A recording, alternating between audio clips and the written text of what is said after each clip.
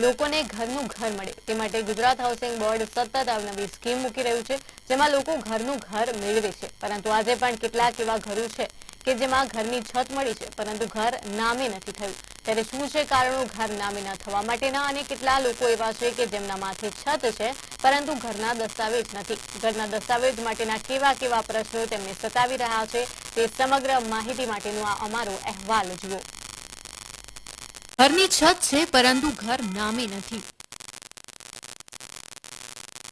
વર્ષોથી વસતા ઘરનું નથી થતું દસ્તાવેજ. ગુજરાત હાઉસિંગ બોર્ડે 2 લાખ જેટલા ઘર શહેરમાં કર્યા નિર્માણ. 61,000 લોકોને મકાન મળ્યું, પરંતુ હજી દસ્તાવેજ નથી થયા. આજે પણ હજારો લોકો પાસે ઘરનું ઘર છે, પરંતુ આજે કેટલાય એવા લોકો શહેરમાં વસે છે કે જેમની પાસે દસ્તાવેજ નથી. આ પ્રકારની વાત છે અમદાવાદના નારણપુરા વિસ્તારમાં આવેલા હાઉસિંગ અપાર્ટમેન્ટમાં વસતા ઘણા લોકોની, કે જેઓ હાઉસિંગ અપાર્ટમેન્ટમાં 40 વર્ષથી વસે છે, પરંતુ મકાન કરતા હવે દસ્તાવેજની કિંમત વધી ગઈ છે, કેમ કે એમણે 1.5 લાખ રૂપિયામાં મકાન લીધું હતું. આજે દસ્તાવેજની કિંમત જ 4 ગણી વધી ગઈ છે. હવે નાણાં ભીડના કારણે દસ્તાવેજ નથી કરી શકતા. હાઉસિંગના મકાન છે અને પાવર ઓફ એટર્નીથી લીધેલું છે. 20/5/91 જે અહીં રહેવા આવ્યા છે અમે, અને આજની તારીખમાં ત્યાં જ રહીએ છીએ. ના, દસ્તાવેજ થયો નથી. અગર દસ્તાવેજ કરવાનો હોય તો પણ બધા ખર્ચા, બધા વહીવટી ખર્ચ ને પાવર ઓફ એટર્ની ને બધું થઈને અત્યારે પેનલ્ટી ને બધું છે, અને અત્યારના સંજોગોમાં અત્યારે પોસાય એવું નથી. એવી પરિસ્થિતિ નથી કે અત્યારે દસ્તાવેજ બનાવી શકીએ. ઘર એ ટાઈમમાં અમે 20/5/91 લીધેલું, 2 લાખમાં લીધેલું. દસ્તાવેજમાં મારે પેનલ્ટીને બધું થઈને લગભગ 6-1 લાખ રૂપિયા જેવું આશરે ભરવાનું આવે છે. પરિસ્થિતિ એવી હતી એટલે આવક હતી નહીં, એટલે એ હિસાબે કરાયો નહોતો. તો સરકાર જો યોગ્ય વળતર કંઈક કરતી હોય અને આમાં કંઈક રાહત કંઈક કરી આલે તો પછી અમે દસ્તાવેજ કરાવવા તૈયાર છે. બસ સરકાર કંઈક અમને મદદ કરે અને કંઈ રાહત પેકેજ એવું કંઈક કરે એમાં દસ્તાવેજમાં, તો કરાવવા તૈયાર છે. આવી જ વાત હાઉસિંગ અપાર્ટમેન્ટમાં વસતા અનેક લોકોની છે, જેઓ 25 વર્ષથી વસવાટ કરે છે. હાલ આખું અપાર્ટમેન્ટ રીડેવલપમેન્ટમાં જાય તેવી પણ સ્થિતિ છે, પરંતુ નાણાં ભીડના કારણે અને વધતી ઇમ્પેક્ટ ફીના કારણે દસ્તાવેજો છોડાવી નથી શકાયા. છે હાઉસિંગના, અને ઘર મારું પોતાનું જ છે. હું અહીંયા 30 વર્ષથી રહું છું. ના, દસ્તાવેજ મારો બાકી છે. દસ્તાવેજ નહીં કરવાનું કારણ એટલું જ છે કે ગવર્મેન્ટ જે વધારાના બાંધકામની ફીસ જે લે છે એ બહુ જ વધારે છે. સાથે સાથે જે વહીવટી ચાર્જ લે છે વર્ષે, એ પણ બહુ વધારે છે. જો અમારા ફ્લેટ રીડેવલપમેન્ટમાં આજે 30-35 વર્ષ થઈ ગયા છે, સરકાર જો એને રીડેવલપમેન્ટમાં નાખી જ રહી છે, તો સરકારને અને હાઉસિંગ બોર્ડને એવી વિનંતી છે કે જો એમાં વહીવટી ચાર્જ અને જે વધારાના બાંધકામના કોઈ ફિક્સ રકમ કરી નાખે, કાં તો એને માફ કરી દે, તો જેનાથી વધારેમાં વધારે લોકો દસ્તાવેજ કરાવી શકે. અને આ રીડેવલપમેન્ટની પ્રક્રિયા પણ, કારણ કે જો તૂટવાના જ છે ઘર, તો એના ઉપર ચાર્જ લઈને કોઈ ફાયદો નથી. મેં 25-30 વર્ષ પહેલાં ઘર લીધેલું હશે ત્યારે 1.5-2 લાખ રૂપિયાની આજુબાજુ ઘર હશે. અત્યારે જો વધારાના બાંધકામ સાથે જોવા જઈએ તો 4.5 થી 5 લાખ રૂપિયા જેવું તો મિનિમમ થાય જ છે. સરકાર પાસે અમે એ જ ઈચ્છીએ છીએ કે જે અત્યાર સુધીનું આપણે દસ્તાવેજ છે, જે પહેલાંની જંત્રી પ્રમાણે જે લોકોના થયા છે, એ નોમિનલ કોઈ પણ પેનલ્ટી ચાર્જ લગાડે એમાં ના નથી પાડતા અમે, કારણ કે એટલો દસ્તાવેજનું ઓલું થયું છે, એમાં સરકારની સાથે જ છીએ અમે. પણ સાથે સાથે જો તમે રીડેવલપમેન્ટ કરીને તૂટી જ જવાનું છે, જે કોઈ વપરાશ કરી જ નથી શકવાનું, તો એની ઉપર અનઇવન ચાર્જિસ રહીને કામ વગરની પ્રજાને આપણે શું કે હેરાન કરીને કે એના ખીચા ખાલી કરીને એમાં સરકારને પણ કંઈ મળવાનું નથી, કે હાઉસિંગને પણ કંઈ ફાયદો નથી થવાનો. તો તમે અપાર્ટમેન્ટ એસોસિએશનમાં મેમ્બર તરીકે છું, અને અત્યારે હાલ રીડેવલપમેન્ટની અને હાઉસિંગ બોર્ડના સભાસદો માટે જે કંઈ સારી સગવડો માટે અમે પ્રયત્ન કરી રહ્યા છીએ હાઉસિંગ રીડેવલપમેન્ટ ફેડરેશનના નેજા નીચે. દસ્તાવેજની બાબતની અંદરમાં સરકારની અવારનવાર પબ્લિકલક્ષી અમુક સ્કીમોને બધું કાઢવામાં આવે છે, પણ એની અંદરમાં જે સભાસદ રહીશો છે એમને દસ્તાવેજ કરાવવાની તૈયારી પણ હોય છે, પણ કેટલીક કોમ્પ્લિકેટેડ પ્રોસિજર છે કે જેના કારણે કોઈ જગ્યાએ રહીશને પણ તકલીફ પડે છે, કોઈક જગ્યાએ ગવર્મેન્ટને પણ તકલીફ પડે છે. અને એની અંદરમાં સમજી લો કે અત્યારે હાલ અમુક ગેરકાયદેસર બાંધકામોના કારણે જે દસ્તાવેજો પેન્ડિંગ છે, એમાં જે ગેરકાયદેસર બાંધકામ છે એની જે વધારાની ફી ભરવાની થાય છે, કે મકાનના વેલ્યુએશન કરતાં પણ અમુક ટાઈમે વધી જાય છે. તો જ્યાં આગળમાં રીડેવલપમેન્ટ થવાનું હોય, 75% સભ્યોની સંમતિ મળી જતી હોય, એવી જગ્યાએ જ્યાં દસ્તાવેજો બાકી હોય, ત્યાં આગળમાં એમને ખરેખર સરકારને સમજી લો કે પછી તોડી જ નાખવાનું છે અને રીડેવલપમેન્ટમાં જવાનું છે. તેવી જગ્યાએ એક કોઈ મિનિમમ ચાર્જ એવો ફિક્સ કરી અને દસ્તાવેજ કરવાની છૂટ આપવી જોઈએ. સરકાર તરફથી સમજી લો કે જે વધારાના ગેરકાયદેસર બાંધકામની જે ફી લેવાની વાત છે એની કોઈ એક ફિક્સ સ્ટ્રેટેજી કરવી જોઈએ. પેનલ્ટીની અંદરમાં જે અલગ અલગ કેટેગરી વાઇઝ એક પેકેજ નોર્મલ ટોકન સિસ્ટમ રાખવી જોઈએ અને એના કારણે સમજી લો કે જે રહીશ છે એ હાઉસિંગ બોર્ડનો રહીશ છે એ આર્થિક રીતે એને પોસાય એ પ્રકારની વસ્તુથી કામ થાય એવું સરકારે એ દિશામાં આગળ વધવું જોઈએ. હાલ મોંઘવારીના કારણે દસ્તાવેજો અટકી ગયા છે, તો શ્રદ્ધાદીપ અપાર્ટમેન્ટમાં 1994ની સાલમાં લોકોએ મકાન લીધું હતું. આખા અપાર્ટમેન્ટમાં 100 મકાનો છે, જેમાંથી માંડ 10 લોકો દસ્તાવેજ ધારક છે. બાકીના લોકો પાસે દસ્તાવેજ ન હોવાનું સ્થાનિક સોસાયટીના રહીશો કહી રહ્યા છે. હાલ અમદાવાદમાં ગુજરાત હાઉસિંગ બોર્ડ અંતર્ગત 300 જેટલી સ્કીમ નિર્માણ પામી છે, જેમાંથી 2 લાખ જેટલા મકાનોનું નિર્માણ કર્યું છે, જેમાં હજારો લોકો વસવાટ કરે છે. પરંતુ આજે પણ 60,000 જેટલા લોકોએ મકાનનો દસ્તાવેજ કરાવ્યો ન હોવાનું ગુજરાત હાઉસિંગ બોર્ડના અધિકારી પણ સ્વીકારે છે.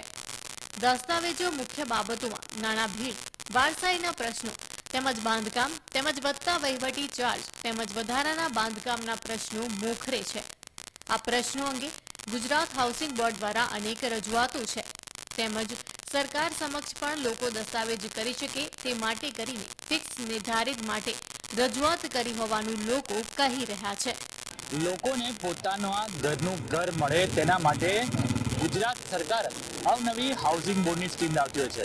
પરંતુ અમદાવાદનો નારણપુરા વિસ્તાર એવો છે કે ત્યાં હાઉસિંગના મકાનો છે તેવા કેટલાય મકાનો આવે છે અને કેટલાય પરિવારો અહીંયા રહે છે. પરંતુ એમાંથી કેટલાક પરિવારો એવા છે ઘરમાં વર્ષોથી તો રહે છે, પરંતુ પોતાનું ઘર છે એ પોતાના નામે નથી કરી શકતા. ઘર છે તો ત્યાં ખાલી છત છે, પણ ઘરનો દસ્તાવેજ આ દિન સુધી થતો નથી.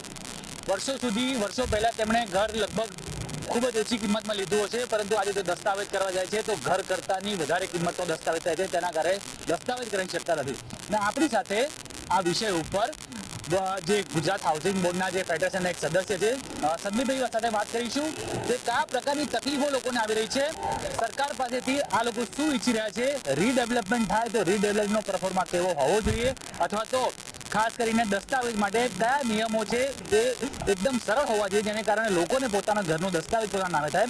સંદીપભાઈ, નારણપુરા વિસ્તારમાં છે, કેટલાય હાઉસિંગના મકાનો આવેલા છે, પરંતુ પ્રકાશમાં એવું આવે છે કે લોકો પોતાના ઘર નામે કરી નથી શકતા. એનું શું કારણ છે?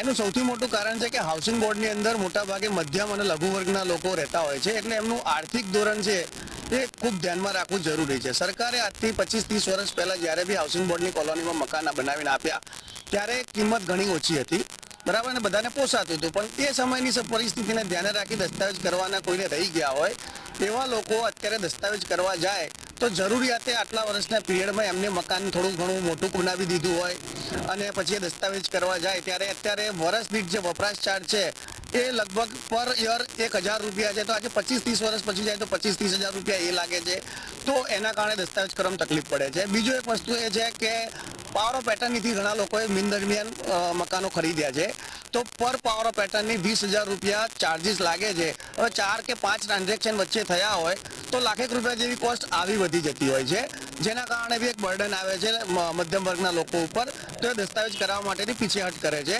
આ સાથે એ લોકોએ જરૂરિયાતે જે મકાન વધાર્યા હોય તો અત્યારે દસ્તાવેજ કરાવવા જાય તો મૂળ મકાનનો દસ્તાવેજ થાય, પણ વધારાના બાંધકામનો જે ગેરકાયદેસર છે એનો વપરાશ ચાર્જ લેવામાં આવે છે અને એની કિંમત જે એમની મૂળ મકાનની કિંમત કે રિસેલમાં ખરીદેલી કિંમત એના કરતાં બી અનેક ગણી વધારે થઈ જતી હોય છે, જેના કારણે લોકો દસ્તાવેજ કરવા માટે તૈયાર થતા નથી કે ભાઈ 2 લાખના મકાનની કિંમત જે તે સમય હતી, આજે એનો વપરાશ ચાર્જ અને વહીવટી ચાર્જ, પેનલ્ટી અને એ બધું થઈને લગભગ બીજા 5 લાખ કે 10 લાખ જેવી કિંમત નીકળે છે. અમુક જગ્યાએ તો 20 લાખ બી નીકળી જાય. તો આવા કેસમાં લોકો દસ્તાવેજ કરવા તૈયાર થતા નથી, તો એના કારણે ક્યાંક ને ક્યાંક રીડેવલપમેન્ટ પણ સફર કરે જ છે. સંદીપભાઈ, રીડેવલપમેન્ટની વાત કરી, પરંતુ સ્ટેમ્પ ડ્યુટીને લઈને પણ એક જટિલ મુદ્દો બની રહ્યો છે હાઉસિંગ સોસાયટીઓમાં, એના વિશે શું કહેવું છે આપણું? સ્ટેમ્પ ડ્યુટીની અંદર એવું છે કે જે લોકો એકવાર દસ્તાવેજ કરી દીધા છે અને નવા એમને જે રીડેવલપમેન્ટ પછી નવા મકાન મળવાના છે, તો એની અંદર વધારાનો જે એરિયા મળે છે પોલિસીનો ભાગ છે, એટલે એ ફ્રી મળે છે અને કોઈ નાણાકીય વ્યવહાર ત્યાં એની અંદર થતો નથી ડેવલપર સાથે અને લાભાર્થી સાથે.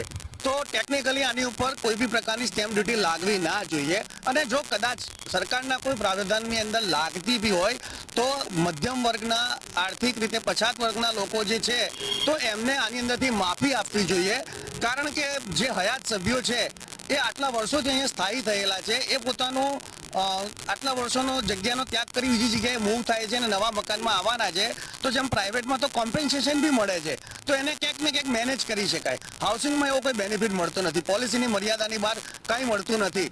તો સરકારે, અમે ઓન બિહાફ ઓફ ફેડરેશન, અમે આખા ગુજરાતની પ્રજા વતી માગણી કરીએ છીએ કે આની અંદર સ્ટેમ્પ ડ્યુટી, જે હયાત સભ્યો છે એને રીડેવલપમેન્ટમાં નવું મકાન મળે તો ત્યારે જે દસ્તાવેજ થાય છે એની અંદર સ્ટેમ્પ ડ્યુટીમાં સંપૂર્ણપણે માફી આપવી જોઈએ, જે અન્ય રાજ્યોમાં મળે છે. તો ગુજરાત સરકારે વિચારવું જોઈએ. હાઉસિંગના મકાનોમાં એક બીજો પણ મુદ્દો છે કે લોકો દબાણ બહુ કરતા હોય છે. 2 બેડરૂમનું મકાન હોય પરંતુ ગેલેરીમાં એક્સટેન્ડ કરીને એને 3 BHK કરી નાખ્યું હોય, તો એ વસ્તુમાં દસ્તાવેજની ગણતરી કઈ રીતે આપ ઈચ્છી રહ્યા છો, તો સરકારી રીતે કઈ રીતે આનો સોલ્યુશન લાવે? જો જે જગ્યાએ મકાન વધારે કરેલા છે અને દસ્તાવેજ કરવાની વિચારણા છે તો ત્યાં આગળ પેનલ્ટી અને વહીવટી ચાર્જ બહુ જ મોટો હોય છે, એટલે એ લોકો વપરાશના કારણે ભરી શકતા નથી. હવે રીડેવલપમેન્ટની અંદર માની લો કે 30 વર્ષ જૂની 25 વર્ષ સોસાયટી રીડેવલપમેન્ટ આજે નહીં તો 2-5 વર્ષે જવાની જ છે. તો એઝ અ લેમન પબ્લિકની સાયકોલોજી એ છે કે આ મકાન 5 વર્ષે તૂટવાનું જ છે, તો હું 25 લાખ શું કરવા ભરું?